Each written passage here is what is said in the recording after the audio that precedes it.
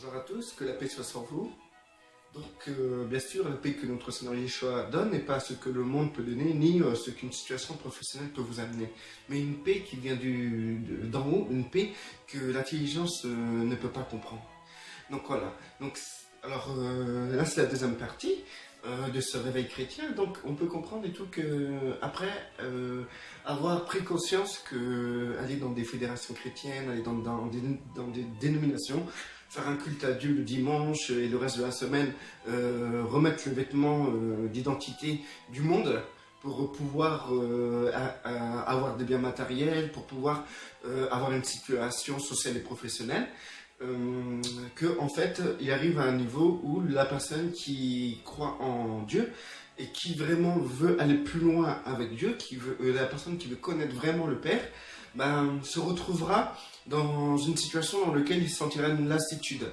Une lassitude de la semaine mettre le vêtement du monde pour se réaliser professionnellement et socialement, et le jeudi soir ou le dimanche matin mettre le vêtement du parfait chrétien qui a une grande communion avec Dieu. Cette personne-là, dans sa recherche de communion avec le Père, au nom de Yeshua par l'intermédiaire du Saint-Esprit, se trouvera limité. Il se trouvera limité, il se dira qu'il manque quelque chose, et en lui va s'installer une lassitude, et peut-être la personne sera comme déprimée, elle perdra un peu la joie d'aller travailler, la joie d'aller à l'église, la joie de voir ses frères et sœurs. Il perdra cela, il sera dans une recherche, et il se demandera qu'est-ce qui lui arrive. Mais en vérité, c'est très bien, parce que ce qui lui arrive, c'est le mouvement du Saint-Esprit en lui, c'est un réveil qui se crée en lui.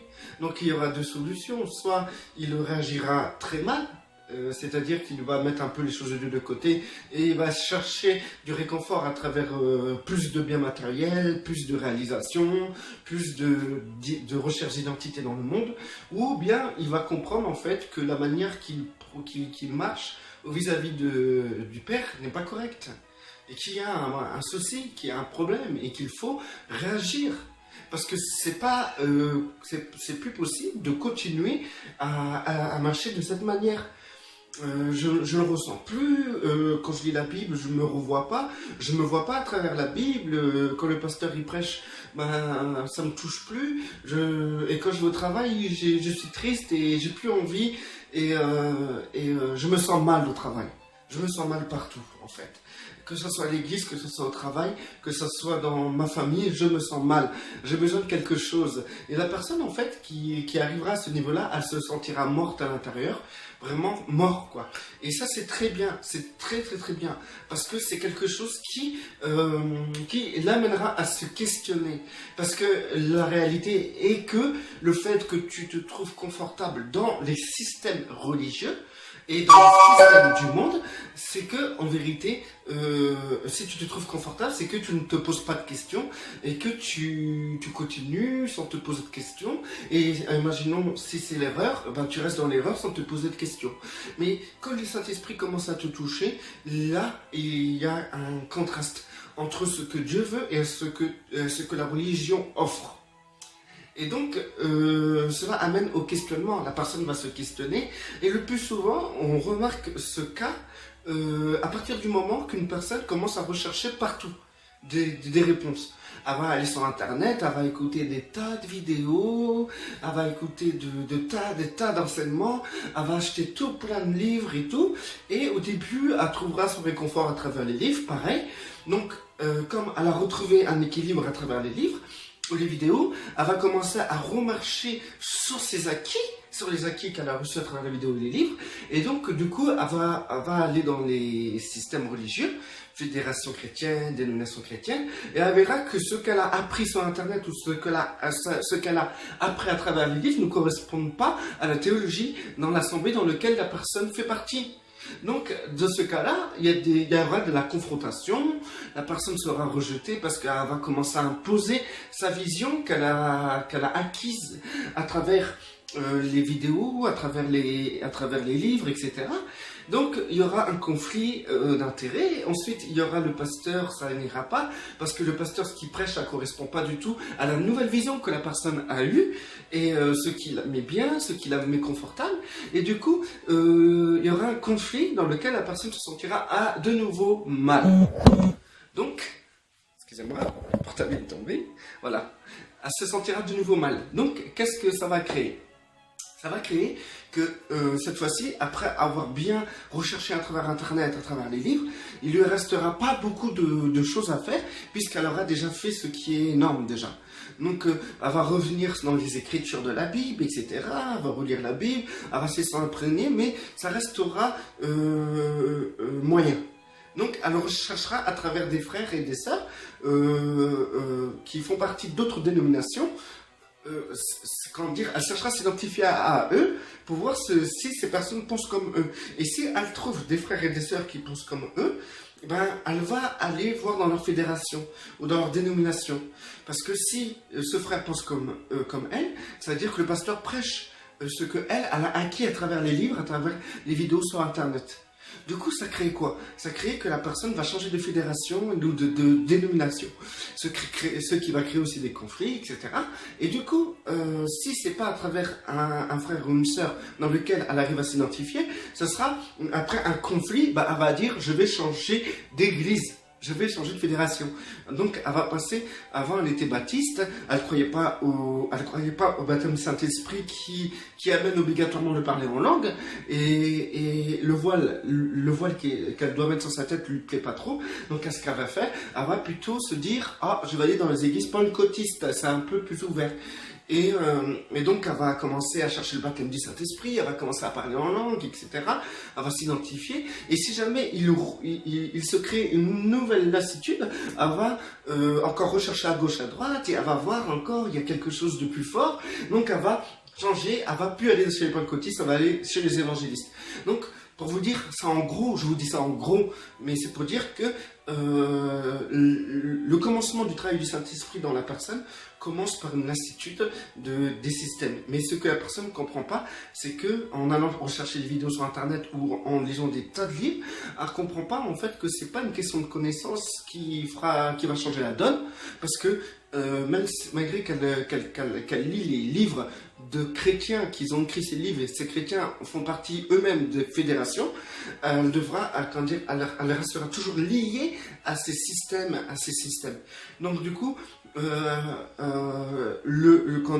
l'enchaînement continuera jusqu'à temps qu'elle prend conscience qu'en fait il faut qu'elle sorte de là. À partir du moment qu'elle prend conscience qu'il faut sortir de là, il y a un autre danger. Ce danger est beaucoup plus grand et beaucoup plus puissant que les fédérations. Il est mieux que pour elle qu'elle reste dans une fédération, qu'elle rentre dans ce nouveau danger. Et ce danger, c'est quoi? C'est les églises de maison. Voilà un autre danger. Ce danger-là entraîne des gourous, entraîne des personnes qui commencent à sortir des doctrines, qui sortent tout droit de leur imagination. Parce qu'en fait, il faut savoir qu'une fois que tu quittes un système dénominationnel et aussi de fédération, ben, il faut savoir que tu quittes de la théologie. La théologie qui a été creusée depuis des années à travers la Bible. D'accord? Donc il faut savoir et tout que malgré cette théologie, les systèmes ne sont pas de Dieu, puisque tous les systèmes sont divisés les unes des autres, tous se disent avoir la vérité, mais tous se contredisent. Donc selon les systèmes dans lesquels vous allez être, vous allez avoir telle théologie qui a été creusée depuis des années, et dans un système, une autre forme de théologie qui enseigne autre chose avec le même livre qui est la Bible.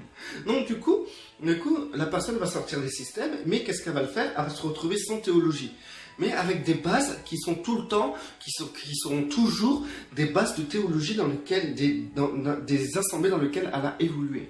Si elle a été baptiste, elle gardera de la théologie baptiste et elle évoluera sur cette base. Donc, du coup, ça crée quoi? Ça crée un nouveau système en vérité. C'est-à-dire que vous allez dans les maisons, vous faites des églises de maison, mais vous gardez une base qui est tirée tout droit des systèmes dénominationnels, et du coup, vous évoluez sur cette base. Et pour faire ça, restez dans les systèmes. Au moins, vous avez des personnes en autorité qui pensent aimer Dieu, et qui aiment Dieu, et qui pensent être sincères, et qui pourront peut-être vous reprendre correctement. C'est la vérité. Malgré que cette personne-là participe à cette élaboration des différents systèmes religieux. Mais vous pouvez trouver dans ces systèmes religieux des hommes sincères, des hommes qui aiment vraiment Dieu et qui peuvent vous reprendre. Et du coup, on arrive à un point où la personne qui sort des systèmes va garder cette emprise théologique, et va évoluer sur cette emprise théologique. Mais le problème, c'est que la personne n'a pas compris que c'est le fait d'être régie sur une théologie, c'est ce qui bloque le Saint-Esprit. Donc, du fait qu'elle est dans le système, elle est bloquée par la lettre morte, et elle prend pas garde au Saint-Esprit qui doit la conduire dans toute la vérité, qui doit construire Christ en elle. Mais à cause de la théologie, les personnes préfèrent avoir la théologie construite en eux et laissent de côté la construction de Christ. Du coup, on arrive dans ces systèmes de maison, d'églises de maison, dans lequel on peut constater que dans ces églises de maison, il y a toujours un système théologique et dans lequel les gens peuvent évoluer. Et donc, ils resteront toujours dans ce principe, dans cette pensée théologique qui est se construire intellectuellement à travers la doctrine et non laisser le Saint-Esprit se construire en eux. Donc du coup, ils vont reproduire ce qui était dans le système. Et le pire, c'est que là, il n'y aura personne pour les reprendre. C'est-à-dire, ils seront dans la maison 5-6 personnes, et parmi les 5-6 personnes, il y aura des personnes, chacun va donner ses idées, etc., comment que les autres, etc. Et souvent, ce qu'on peut constater dans les églises de maison, c'est que souvent, les personnes s'éloignent de la théologie qu'ils avaient dans les systèmes, ils s'éloignent. Et cet éloignement est très dangereux parce qu'il s'égare encore plus dans une nouvelle forme de théologie qui n'est même plus doctrinale, qu'on aura peine à prouver à travers la Bible. C'est pas toutes les églises de maison, mais souvent c'est comme ça. Souvent c'est du n'importe quoi. Et ça, il faut éviter. Maintenant, ce que le Saint-Esprit veut faire à travers vous, c'est que lorsque vous quittez ces systèmes religieux, parce que vous avez compris que ces systèmes religieux étaient limités, et vous impose quelque chose qui est intellectuel, et vous impose une manière de marcher intellectuelle, et une construction intellectuelle à travers la Bible, en fait, le Saint-Esprit vous sort de là, et il va vous faire traverser le désert. Ce désert, c'est quoi? C'est quelque chose qui vous dépouillera de tout ce que vous avez reçu, de votre manière de marcher, de votre religiosité, de ce que vous avez acquis dans les systèmes religieux. C'est-à-dire que vous rentrez dans un processus de dépouillement, le désert, pour que vous puissiez revêtir Christ complètement.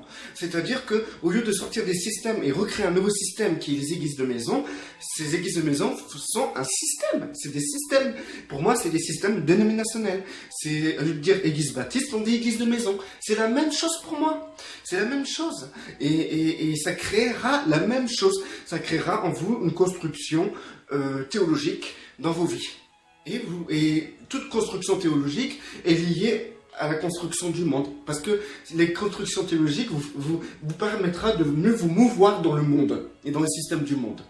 Maintenant, si vous êtes dépouillé par Christ, vous perdez votre identité, que ce soit religieux, des systèmes religieux dans lesquels vous êtes venu, vous êtes parti, et aussi ça vous détruira de tout ce que vous pensiez à travers les vidéos, à travers les livres que vous avez lus. Toutes ces données qui se sont accumulées dans vos têtes pour former le chrétien que vous êtes aujourd'hui devra être détruit. Parce que cette construction-là n'était pas celle que Dieu voulait pour vous. La seule construction que Dieu veut pour vous, c'est le Saint-Esprit qui construit Yeshua en vous, l'identité de Yeshua. Et ça, aucune théologie peut le faire, aucune doctrine, aucun système et aucune église de maison peut vous amener à cette construction parfaite, qui est la stature parfaite de Christ, c'est-à-dire l'identité de Christ construite complètement en vous. Donc pour cela, avant que Christ soit formé et construit en vous, il vous faudra être dépouillé. Et plus vous serez dépouillé de tout ce que vous avez acquis à travers le système dénominationnel, ensuite à travers les vidéos, à travers les livres que vous avez lus et à travers aussi les églises de maison que vous avez pu créer en sortant des systèmes, et ben à partir de là, plus ça sera détruit, plus aussi votre identité dans le monde sera détruite. Parce que tout ce qui était lié des systèmes par rapport au monde, c'est-à-dire vous avez une identité du monde la semaine, et le dimanche, vous avez l'identité de Dieu. Excusez-moi. Voilà mon doudou. Voilà. Elle est malade. Ça va? Je vous présente Abigail. Bon, voilà. Donc, je vais refaire une autre vidéo. Que la paix soit sur vous. Que celui qui est béni soit béni. Et que celui qui n'est pas béni... Alors, celui qui est béni soit béni, reste béni. Et celui qui n'est pas béni soit béni. Au nom puissant de notre Seigneur Yeshua.